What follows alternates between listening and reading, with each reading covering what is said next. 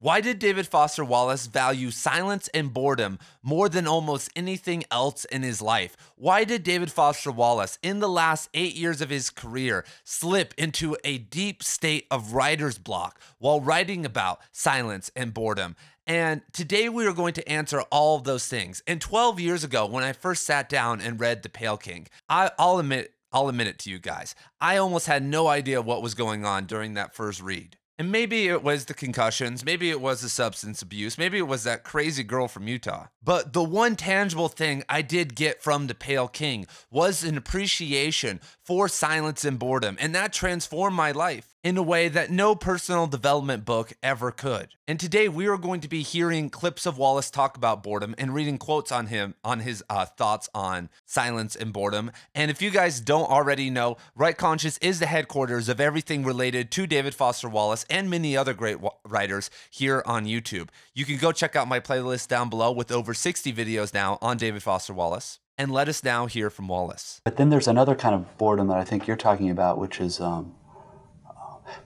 reading requires sitting alone by yourself in a quiet room. And I have friends, intelligent friends, who don't like to read because it's not just bored. There's an almost dread that comes up, I think, here about having to be alone and having to be quiet. And you see that when you walk in. When you walk into most public spaces in America, it isn't quiet anymore. They pipe music through.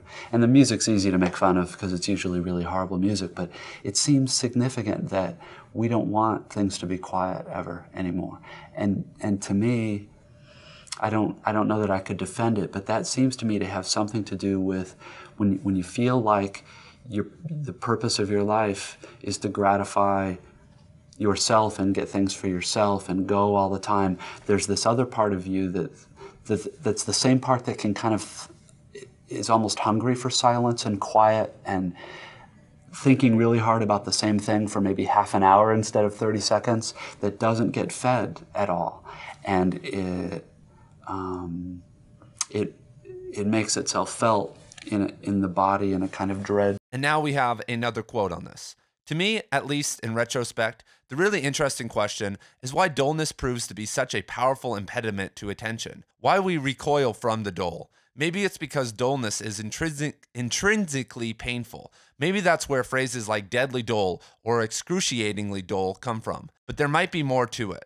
Maybe dullness is associated with psychic pain because something that's dull or opaque fails to provide enough stimulation to distract people from some other deeper type of pain that is always there, if only in an ambient, low-level way, in which most of us spend nearly all of our time and energy trying to distract ourselves from feeling, or at least from feeling directly or with our full attention. Admittingly, the whole thing's pretty confusing and hard to talk about abstractly, but surely something must lie behind not just music in dull or tedious places anymore, but now also actual TVs in waiting rooms, supermarkets, checkouts, airport gates, SUVs back seats, Walkmans, iPods, Blackberries, cell phones that attach to your head. This terror of silence with nothing diverting to do.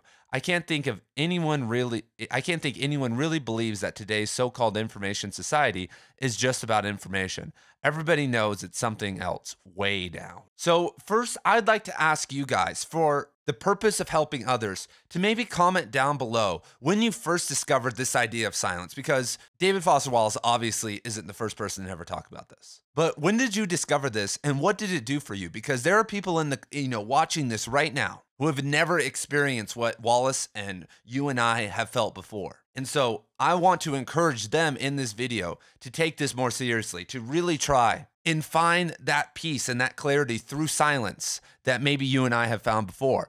And the Buddha said about this, in silence we find peace, clarity, and answers to our deepest questions. Silence is not the absence of sound, but the absence of inner noise. Silence is the gate to the innermost sanctuary of our being. And when there is smoke, there is fire. When you look at all different types of cultures that we're, generally disconnected from each other, one of the main principles of kind of the monastic class and of rituals in general is of silence. Obviously, there are the musical elements, but there is a ton of silence in any kind of contemplative practice that's trying to become one with God. And it was monks' general life purpose to try and connect to higher planes of consciousness. And Even if you don't believe in God or any of that stuff, if everyone is doing the same thing and feels something, then there must be something there. But before we get into Eastern philosophy and dopamine and all these other things, I want to kind of take a different angle on it because we're here kind of as mental educators. We like the mental games. This is a book and writing channel. Okay, so when I look back at my earlier reading days, I was very into like epic books and very stimulated reading. Guys like Cormac McCarthy and David Foster Wallace, things that were so interesting and mind-blowing that they could pull me through. And even though I was engaging in silent reading and I was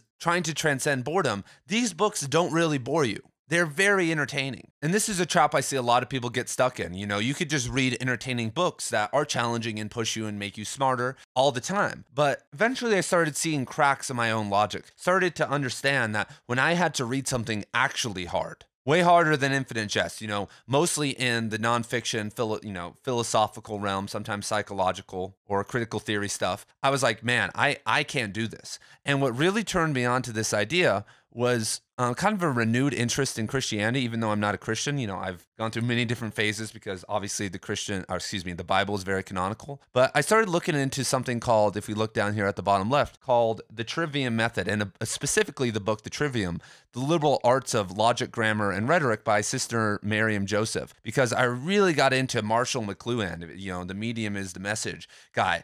And I read all of his stuff, and I, as you guys probably can tell, I become obsessed about people. Okay, what made them great? What did they read? And McLuhan's PhD dissertation was on the Trivium Method and talking about it because he was a Catholic, and and Catholicism and Catholic schools really for a long time used this idea of the Trivium Method to produce some of the greatest thinkers all throughout Western civilization for centuries. And the Trivium is somewhat of a ripoff of Aristotle's ideas of rhetoric. But, you know, of course, our boy Aquinas resurrected a lot of that when he, you know, revamped Christianity with Aristotle, and it kind of got re-embedded again into kind of medieval consciousness. But so this book, it goes, you know, you might think, okay, this is talking about learning logic, grammar, and rhetoric. But the logic, so, you know, I went through the section on reading. I'm like, okay, I can get this. I learned the grammar section. It was hard and it was challenging. But then I got to the logic section, and it was teaching Aristotelian logic. And it was acting like you already knew it. And like it was almost like reteaching, then expanding, but not really going over it for beginners. So I was like, holy hell, I don't know anything. So then I was like, okay, I need to learn more logic. So I took basic logical theory. It's a free YouTube course. You can find it on YouTube. It's by a guy named Leonard Peikoff. I'll put it down in the description below. But that course was boring, and I had to go through that course multiple times because I had never necessarily encountered anything hard. I had in philosophy classes, but they were always just like segments, little readings, and I could maybe kind of get away with it or look online for answers. But individually, I never pushed myself into something that was so freaking boring that I wanted to kill myself. And the only way I actually got through a lot of this was I had this security job where I lived in Las Vegas, where we had to watch equipment out in the desert. So I would be there from like 12 to 8 p.m. And so I'd be out there and there'd be no one out there. I would just have to sit out there, and maybe someone would check up on me once or twice a day. And so I would sit in the back of my car and just read these books and listen. I would say, I'm going to make this happen. I'm either going to go out and contemplate in nature and do some Lao Tzu type of stuff, or I'm going to sit and study hard things. And it was life-changing. It brought me up leaps and bounds. Like looking back, like the only reason I have this channel was that I really started pushing myself toward harder things. And so the fundamentals are always pretty boring. If you look at whatever sport that you play, you know, if you're a basketball player, okay, you're just going to sit and shoot these free throws all day. Boring as hell, you know, or you could go play at the park with your friends and have a good time, but that's not going to necessarily make you better. And that's the same with anything. And this is why a lot of people never actually excel in almost anything in their life, is that they are not masters of the fundamentals. Because once you master the fundamentals, then you really have that burning desire to do that. Means you really love it, and then you can move it into the specialized areas later on. But I'm hopefully calling for on this channel for all of us to view our intellectual careers as something that matters. This isn't your own little private world, your own little private game where you get to, you know, your wife and your kids and everyone at work, they don't care. And maybe you have some friends that you talk to every once in a while, but you're building this little thing on your own. And it doesn't really matter what direction you take. We need to, if we're going to, you know, at least make a mark in terms of literary growth in public consciousness, we need to be professionals. We need to, not all of us, but people who want to take this seriously, you have to take it seriously. And you have to go back and look at some of the fundamental stuff that's very boring, but like Aristotelian logic is the basis of a lot of aspects of Western philosophy and logic in general. Learning the different aspects of rhetoric, learning how to read, just stuff that seems silly. Like a lot of you guys out there should read How to Read a Book, you know? And once you get done with that, you know, we should all have, you know, be moving, trying to learn the terms of literary criticism, starting to learn the basics of critical theory, like ancient critical theory, not like Derrida and stuff, but like the classic stuff. And by understanding these things, but really by understanding the Greeks and a lot of that boring stuff, then you can understand and tap into all of Western philosophy. But I'm not going to sit here and tell you that studying all that, studying Thomas Aquinas is going to be fun. My God, you're going to want to throw yourself off a cliff. But this is where we kind of get into this idea of dopamine and growth and why this is important, because it's not just about the reading. Obviously, as I said, you're going to turn yourself into a professional. You know, a lot of you guys are these specialized people. You're like the guy that comes onto the court and just shoots the three-pointer. I don't know why I'm always using basketball analogies. I never played basketball. But I'm not watching March Madness. I don't know why I'm doing this. But, you know, you're just like the specialist. Like you're the big man who comes on the court every once in a while if we need some defense, or the three-point shooter. But we need 50,000 Michael Jordans in the reading community, not 50,000 JJ Redicks, you know. Yeah, we're going meta here. Okay. And so silence is actually at some level building a strength. And Lao Tzu said this: silence is a source of great strength. And what is this strength though? What are we talking about? Well, if we look at how dopamine works in the brain, so we're going to walk through this. So step one, when dopamine is released, it tips the scale to the side of pleasure. We feel good. So if you take a puff off a cig right now, hit some weed, get on TikTok and see some hot girls or something, you're going to feel a little bit better. But homeostasis sets in. The brain creates a pain to balance the scale. So there's a balance. Pleasure and pain are connected. And so there has to be a balance. So some pain's going to be created to balance it. It tips further until pain is equal and opposite to the initial pleasure. So there has to be as much pain as pleasure. So if you get online and you have your bag of chips, you're eating Red Dye 40 and you're watching porn, then that's a lot of pleasure. But then what's the pain? What's going to have to be produced on the side of pain to equal that side of pleasure? And so we become tolerant to the stimulus. You need more of it for the same level of pleasure. So you have to get more and more pleasure to be able to outbalance that side of pain. And so eventually the pleasure-pain balance is eventually reset to the side of pain. Nothing feels good anymore. And this is where addiction and these things come in, and people don't feel any pleasure from it anymore. It doesn't feel magical. The first time you got into a drug or the first time you did something, it feels beautiful. But then why, after doing it for a long time, does it not feel that way anymore? Well, it's because this balance has set in. And so some more diagrams to kind of depict this from the book, The Dopamine Nation. Eventually, when you have all these things, social media, chocolate, gaming, porn, all these other things, then the pain balance just becomes huge, and that the scale is going to get so tipped, and eventually it's just going to be tipped toward the side of pain. And so what we need to do, the eventual goal, we're about to end the dopamine segment, is that we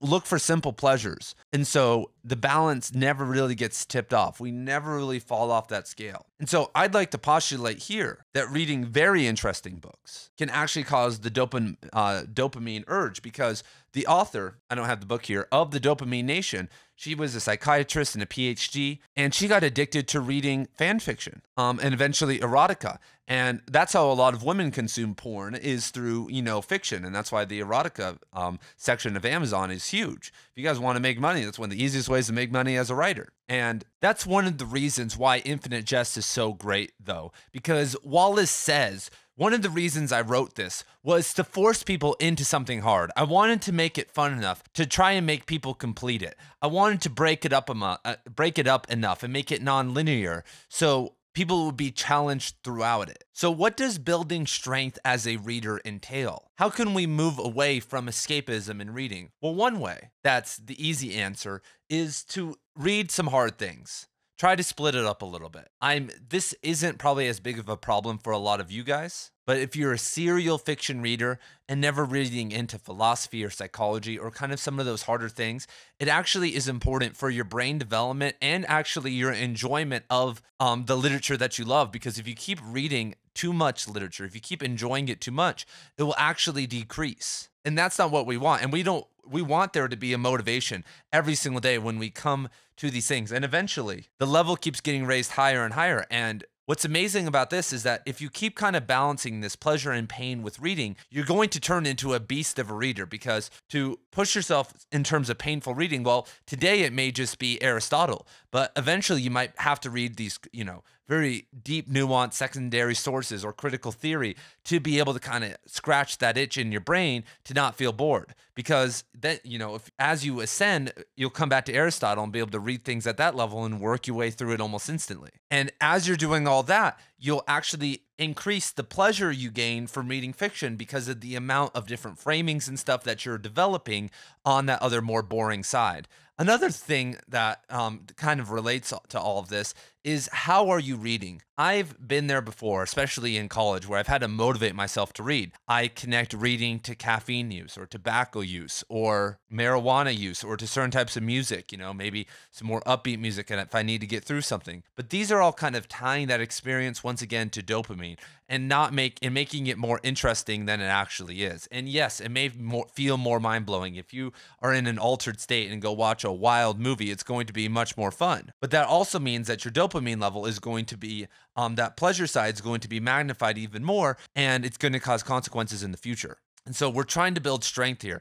And strength isn't this imbalanced thing where we always have to be making sacrifices and feeling unfocused. Because we want to reserve the highs, those big moments, for the end of a book or a moment out in nature or with our family or something big that you've accomplished. You want to save all that energy and all that pleasure for that. And speaking of music, let's now return to Wallace's statement. And one of the first things that he talked about is music in the background. And what's interesting about grocery stores and all these different places is that there are these soundtracks for our lives that are seemingly pushing us toward more consumption, because these companies wouldn't be playing music for us if they believed that was decreasing sales. They've obviously done numerous studies that have shown that certain types of music increase, buying. And it's weird because a lot of these songs are also on the radio and they're priming and they've been a part of our existence and they're priming us for negativity. So is generally the entire world, because as I've said many times on the program before, you go out into the world, you could go out for weeks in the world and receive almost no positivity at all. Every single advertisement, every single thing you see is trying to tell you that you're not enough, that you need something more. There's this constant push. And this is axiomatically kind of the nature of capitalism and of humanity in general. And it's not necessarily wrong, but you need to be able to turn it on and off. I want to be able to make conscious buying decisions. I don't want to be impulsed into anything. And I also don't want to be inundated in a world where I'm having these soundtracks every single place I go, and it's all pushing me toward more buying so that the economy can continue to function at this super high level. Salesmanship should be helping someone have an easier time or feel more motivated to buy something they actually need, like really, really need, not a want or some weird thing fulfilling a fantasy. But for instance, I could say, hey, I know you love David Foster Wallace. And if you just do 3 clicks right now, if you go down to that description below, click on that, enter your email, and click again, you will receive the updated PDF of David Foster Wallace's favorite books with over 400 books on it. Yes, you are giving me your email, and I'm going to email you. In the history of Right Conscious, though, over the past 4 years of building email lists, I've sent only 5 emails. So that's on average about, 1.25 a year. And in every single one of those emails, I don't think, maybe one of them was talking about the Cormac McCarthy course, but most of the time it is a blog post or something I've written only for the email list. There will be some occasional things, maybe me talking about the David Foster Wallace course that's upcoming or something like that. But in general, in every email I send you, I will hopefully be I will guarantee you I will give you more value. I will be talking about something that you're interested in. Maybe I'll put something in at the end that says go subscribe to my $5 course on David Foster Wallace, but I'm going to continue providing value. And I think that this will help you become a better reader and a better citizen. And I think that's important. All right, I just made a sales pitch for you to go down to the link below and grab my updated new PDF on David Foster Wallace's favorite books. But that was overdrawn. Like, that wasn't salesy. That wasn't like too like you got to do this, this, and that, and like using certain buzzwords. I didn't say, if you get your reading life in order, you'll finally be able to lose weight. And even if I did, it wouldn't really matter because it's a product I believe in and that helps. But 99% of products out there don't matter and aren't helping people. If you have something that really can help, I don't care how you market it to me. Be as salesy as you want. Anyway, but now with iPods and stuff, so we're inundated with music and advertisements when we're at the store. We're not able to think. We're not able to really experience and relax. And even worse, now in those moments in the car, while we're walking, while we're sitting at home, we with our phones or with our iPods, with our phones or with our laptops or whatever, we inundate ourselves with more distractions. And while this really hits the point home, though, what are we distracting ourselves against? What is this boogeyman on the other side of the door? First of all, I think it's going back to dopamine. It's a balanced mindset that if you are going to tackle this idea of dopamine, and because you're an addict, a lot of us are addicted to things. So if you have an addiction, if you smoke cigarettes or something, you're going to be much more inclined to be on your phone or be doing things that are also addicting, or online gambling or these things, because pretend you can't have a cigarette. Pretend you can't have something else. Well, you can spike your dopamine level with some chocolate or with some other things. And that's not necessarily unhealthy, but it's much easier when you're involved with, hardcore addictions or just general addictions to caffeine and to other things, to waste time and to get lost and continue doing that weird balance. And so I think that, first of all, axiomatically and neurologically, I think we're trying to avoid that balanced state because it's really weird. That's what people of old had to do. When, I've had friends who've had kids and they say it felt like nothing. They've had people who've died in their lives, and this is very common. I didn't feel anything. And it's because we're on this wild ride of our emotions all the time. And so this kind of event that just kind of happens, like, okay, a baby's here or something like this, it should evoke a bunch of dopamine, but it's not enough. It's not this once in a lifetime event, because if you, and this is a common thing, I know a lot of guys that do this. If you smoke some weed, you maybe drink a beer, you eat some bad food, you sit down and play video games for a couple hours, and you end the night with whacking one off. Do you know how much dopamine, do you know how much of a spike that created? And that could be comparable to that feeling that you get when you go to church and connect with God or have a moment or have a child or, see your wife. And it's ruining our ability to experience that in the moment. But even deeper than that, the real thing that Wallace is talking about here is in the video clip, he talks about how people can't even find 30 seconds to contemplate, to feel at peace. And I know personally that the very worst of this, I was super hooked on caffeine, and I was going to university and just grinding out grad classes and and working a full-time job. It was like a mess, and trying to work out. I was doing all these different things at once. I was constantly in motion, and it was like this for like a year. And I went out on this date with a woman, and we went to out to the park, or and we're sitting on this bench, and it's nighttime, and we're looking out over Las Vegas, and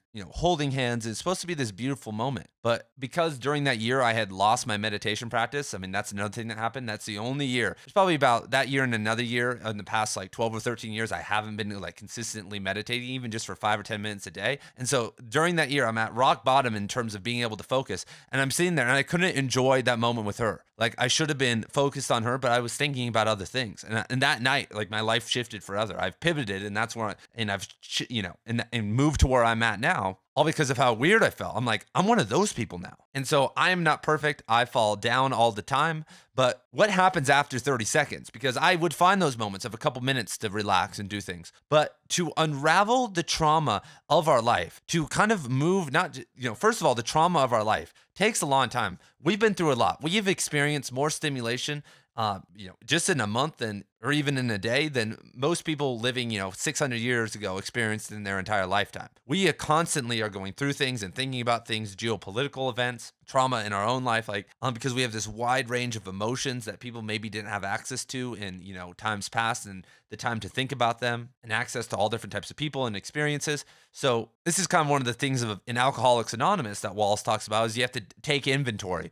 You have to figure out everyone you've hurt and the ways you've hurt yourself. And this actually takes a very long time and requires a lot of space and presence. And this is kind of at the core of all psychology and personal development, is figuring out these things and processing them. And as someone who's gone through this in many different phases of my life, because it's never really done, but at times, for instance, when I moved out of that very unfocused situation I was just talking about, I had to process the couple years prior to that, where I had been unfocused, and how I got there, and all the different bad things that happened to me, and the bad relationships, and all the other screwed up stuff that happened. And so I returned to my roots. I went out and spent a lot of time out in nature. I got away off the technology. I really gave up on school. That's when I decided. That was one of the pivotal things that made me say, all right, I'm done with all this. Who cares? I'm not going to get a PhD anymore. That was the goal. That was, I was like, I can do this. I was on the way to doing it. I had fellowships, scholarships, everything I needed to get there without any student debt. I'm in the program taking the classes. There's nothing too insane other than just writing a dissertation, which everyone makes into a big deal, but it's really just like writing a small book. People do it all the time, not the end of the world. But I felt like I can't go down this path. And maybe I was in a unique circumstance because I was at the University of Nevada, Las Vegas,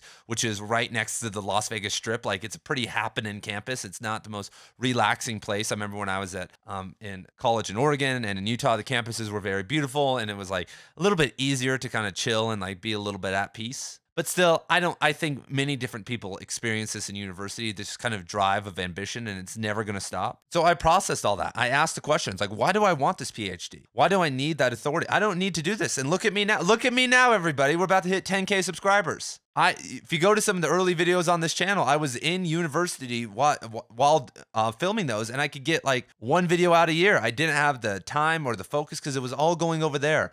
The only way I could function and act normal, not even normal, but just not throw myself off of a balcony in my in graduate school was just being hopped up on caffeine and a bunch of other things, and like having big headphones on all the time and just totally distorting reality. Because if I didn't do that, I'd be like, I hate these people. Like, why am I listening to you guys? You guys are a bunch of sellouts, man. You guys sit here and are scared. You sit here and do all this weird political language and I'll act the same. I don't want to be like you. And so I spent years contemplating all those decisions. I did the same thing after my first stint in college. I really went back and I was a caretaker at a house in the middle of the desert, no Wi-Fi, no cell phone service, just chilling. And I spent years there just processing childhood, all the different things, all the different decisions. And it's slow. It's nonlinear. You can't really do anything, and it doesn't really feel like anything's happening. It's the weirdest form of feeling, sitting in silence and contemplating. And obviously you could speed it up with things like meditation and other things and journaling. But most of the time, you just have to sit there and experience it. And what you experience is a direct and full attention of yourself. You have to start to confront death, your bad choices, what life really is, the failing of your body, how you've not taken care of your body, the giving up of ambition and not being able to do anything, sitting there and be like, there is nothing I can do right now in my situation to change anything in the world or really change my own life. I'd be sitting out there in the middle of the desert. I was like, I have no influence. This is nothing.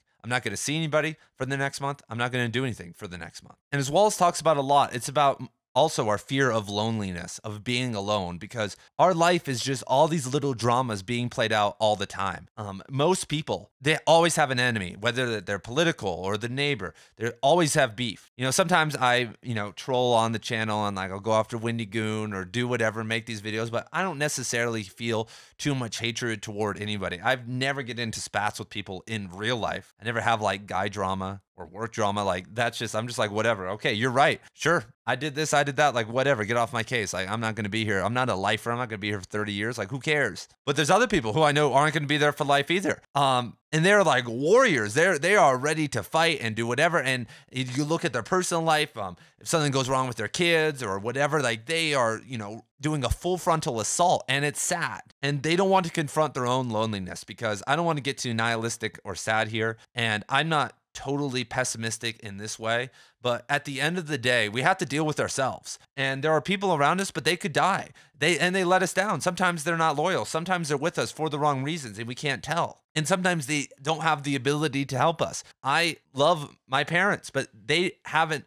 at times, and I'm sure the same is for your parents, most of the time, they don't have the ability to help you with what you need help with. And so you're alone. You get to be with them, you get to hang out with them, and that helps a little bit, but they're not solving this inherent core at the center of your being that feels lonely. And this is actually just to totally kind of separate here for a second. This is why the whole gender and sexual movement going on right now is so wacky. I'm not talking about just the free love and expression movement. I'm talking about even like the Whatever podcast and the Mogtaz and all the new Christian guys rising up out of nowhere, and everyone who's like talking about how all their women need to be pristine and they need to be a high-level woman. I don't even know the term. And the culture of shame and all these things is coming back again, because I'm not advocating for OnlyFans or anything like that. Absolutely not. I'm not advocating for like people being promiscuous. But one of the best ways to overcome this loneliness is to have a deep sexual connection with another human being. Like, that is the best way.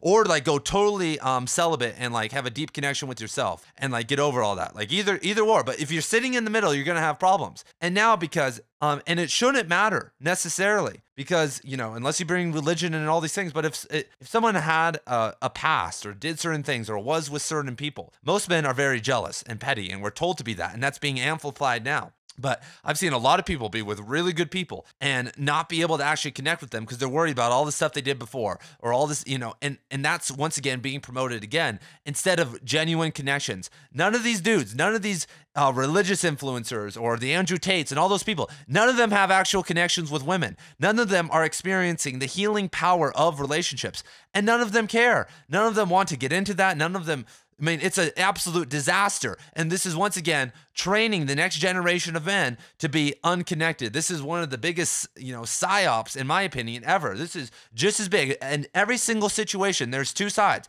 On one side of the thing, you know, we see the free love movement and the OnlyFans people and all the crazy gender stuff going on. But on the other side, we're seeing this total red pill disconnection from the ability to connect with women, because I understand there are superficial women out there.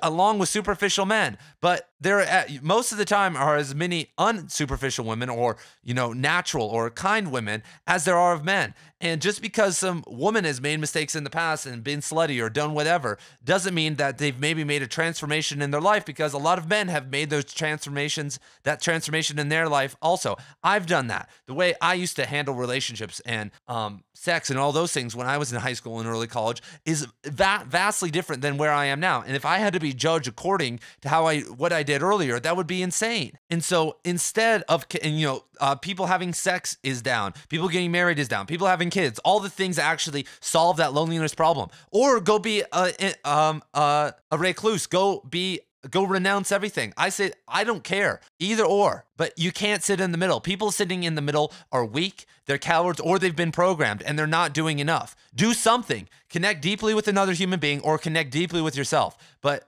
don't sit in the middle and, turn to Andrew Tate or any of these other people, or, to, the left and everything going on over there. Don't have kids, don't do this, don't do that. The world's going to end.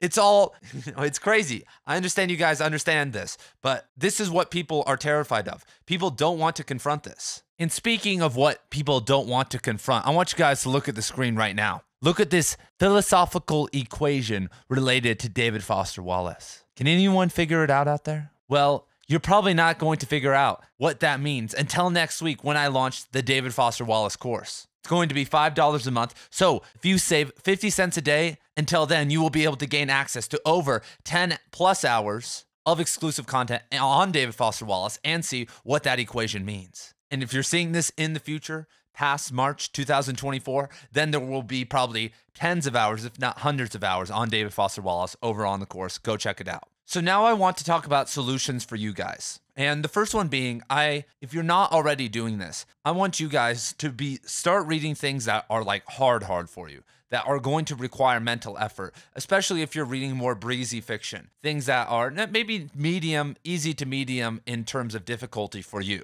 Even if you feel like you know enough, even if you've done all this before and gone on this whole intellectual journey before and it's not what you're into now, it's going to help you be able to read and enjoy what you want more. And as I said again, it will help you in the long run to be able to interpret literary elements or aspects of life in a better way. But as you are reading some of the easier stuff, let's say you're reading Haruki Murakami, however you say his name. As you're reading him, I want at least half of the time for you to read in a chill mindset. Because like I said, I don't know about you guys. I may be the only one, but sometimes I have music going. Sometimes I'm in some elevated mood, whether it's from substances or whether it's, legal, illegal, whatever, doesn't matter. But even in a highly stimulated environment with a lot of stuff going on, that could all contribute to this. So maybe some of you guys don't read like that, but if you do, half of the time, also read in a silent, chill environment. And then the other half, you can do whatever you do to stimulate your reading if you need to do that. And you can apply this to other areas of your life too. Sometimes when I need to grind out some stuff for the YouTube channel or something, I'd put on like some Boris Brejcha, I don't know, some weird EDM guy in Europe. It's the only time I listen to EDM, when I need to like get moving on like some projects. But then I've learned that if I do that too much, my motivation goes down and I start to need it. Then everything falls apart. So 50% of the time, and even better, I have a coin right here that I flip. And if it says heads, then I'm going to go along and listen to music. And if it says tails, then no. And that even makes it more random. So if you want to do it with a random variable. You could do a random number generator or just a coin flipper, or flip a coin, excuse me, and then it's really random. So then your brain can't predict what's going on with your dopamine, and it kind of throws everything out of whack because you may get a no 3 times in a row or a yes 3 times in a row. And this may sound very nuanced, but we're trying to do better here. We're trying to make sure that we take what Wallace is saying and find it as a source of strength. And speaking of silence as a source of strength, I want you to embody or find something new that is a silent approach to connecting to reality or disconnecting from reality, whether that is prayer, meditation, contemplation out in nature, just sitting around and doing nothing. Yoga, very slow exercise, not weightlifting, but, maybe some slow stretching, some Tai Chi, some of these slow things. And if you're already doing some, then pick one up, pick up something new. I'm developing, I can't tell you guys, but I'm working on something secret for probably June or July for this channel. And it's going to be anywhere from 40 to 100 hours long. Yes, you heard me. And I have no timeline on it, but it's been slowly forming for years. And it has something to do with silence and one of these approaches. And it's something I've actually been having to get deeper into, and there's so many different facets of it. So anyway, I'm continually trying to get into new things in that regard too, because it challenges me. Third on the list, I want you to start attempting to cut out one of these demons. And very soon over on the David Foster Wallace course, I'm also going to launch the Creativity and Addiction course, which is going to be going over the connection that a lot of us creatives have, a lot of us writers have to addiction, and a lot of these boogeymen. They're not all on the screen. I don't even see drugs up there or alcohol or anything like that. But if you have an addiction to anything, I'm not asking you to quit it now, but start leaning into it. Start thinking about it. Start trying to not do it as much so that that balance isn't as extreme. Because we're talking about being better readers and better writers. And to be able to do that, we need to exist more in that middle state, to be able to have that focus to go for long periods of time, because that's what, we're looking for motivation and we're looking for sustained focus. But if you are addicted, or if you're in this kind of state where your homeostasis is more, or your balance in general level is more suited toward pain, then it's going to be very hard for you in a balanced way to be able to get through this. You don't want to be the professor chewing the Zizin, using tobacco or smoking cigs or drinking caffeine. We don't need that. We can do it sober. Fourth, I want you to upgrade, or at least think of one thing this week that you can do to upgrade either your relationship with yourself if you're renouncing, or probably more likely something that you can do for someone else, especially if they're your partner, or something for yourself so that you can achieve that one day. Get one step closer toward that. And even if you are a good husband or a good wife and you're doing a good job, what's something that you've not been aware of, or what's something that you can add, at least just this week, to be able to connect at that deep level? Because that's what we are running away from. We're running away from loneliness. And so we want to break that barrier. We want to connect. So you can either connect with yourself and contemplate death or all that, or you can connect with someone else. But do something a little bit better this week. Always be striving and, or more better than that, feeling and interpreting what's happening with that other person or yourself, and how you can improve that. And so there is my protocol of how to build strength through boredom. Very important. It is a constant struggle, you guys. Trust me. I'm not perfect. I fall prey to the vices and the demons and the unfocused state more than you guys know. I'm functioning right now at 10% of my potential on what I could be releasing on this channel, because I have an addictive personality.